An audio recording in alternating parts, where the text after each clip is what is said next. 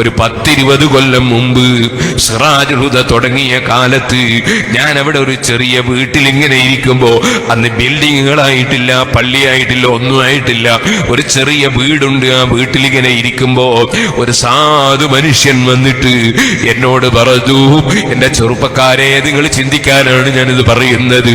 അദ്ദേഹം പറഞ്ഞു, ഉസ്താദേ, നിങ്ങൾക്ക് എന്നെ അറിയാമോ? എനിക്ക് പെട്ടെന്ന് മനസ്സിലായില്ല.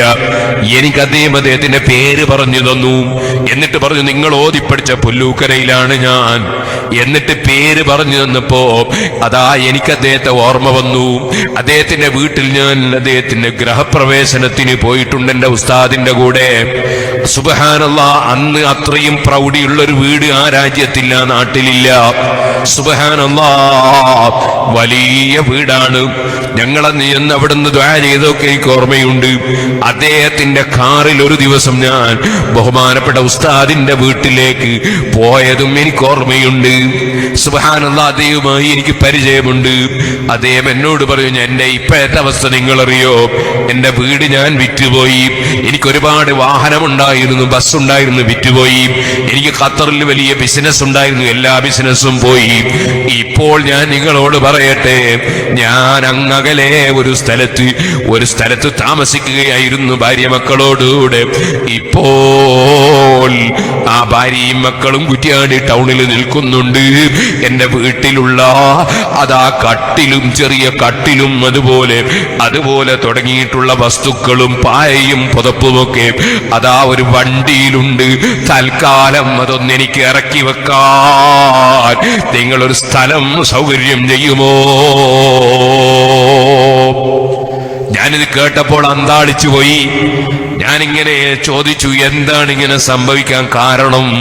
സുബ്ഹാനല്ലാഹ്, പലതിനും പല നിമിത്തമുണ്ടാകുമല്ലോ. സുബ്ഹാനല്ലാഹ്, ഞാൻ അദ്ദേഹത്തിന് തൽക്കാലം ഒരു സൗകര്യം ചെയ്ത് കൊടുത്തിട്ട് അദ്ദേഹത്തിന്റെ കുടുംബത്തിൽ ആരുണ്ടെന്ന് അന്വേഷിച്ചു. ഉമ്മയുണ്ടെന്നറിഞ്ഞു. ഞാൻ ഉമ്മയുടെ സമീപത്തൊരാളെ പറഞ്ഞയച്ചു. എന്താണ്? സുബ്ഹാനല്ലാഹ്, നല്ല പ്രൗഢിയുള്ള വീട്ടില് താമസിക്കുമ്പോ ഉമ്മാനോട് എന്തോ അതബ് കേട് പറഞ്ഞുപോയി. ഉമ്മാമ ചെറിയ കുട്ടിയെ നിലത്ത് വെച്ചപ്പോൾ ഉമ്മാമയോടൊരൽപ്പം കസർത്ത് സംസാരിച്ചു പോയി. ഉമ്മ ആ വീട്ടിന്റെ മുറ്റത്തോ മറ്റോ തുപ്പിപ്പോയപ്പോൾ അതിനെ വല്ലാത്ത ഗൗരവത്തിൽ ചോദിച്ചു പോയി. ഇങ്ങനെ ഒരു സംഭവം നടന്നുവെന്ന് ഞാൻ അദ്ദേഹത്തിൽ നിന്ന് മനസ്സിലാക്കിയപ്പോ ഞാൻ എന്റെ ഒരു സ്നേഹിതനെ ഉമ്മാന്റെ സമീപത്തേക്ക് പറഞ്ഞേച്ചിട്ട് ഉമ്മാനോട് പൊരുത്തപ്പെട്ടു കൊടുക്കാൻ ആവശ്യപ്പെട്ടു. എന്റെ ചെറുപ്പക്കാരെ, ഉമ്മ ബാപ്പയുടെ പൊരുത്തം അതൊരു വലിയ കാര്യമാണ് കേട്ടോ, വലിയ സംഗതിയാണ് കേട്ടോ.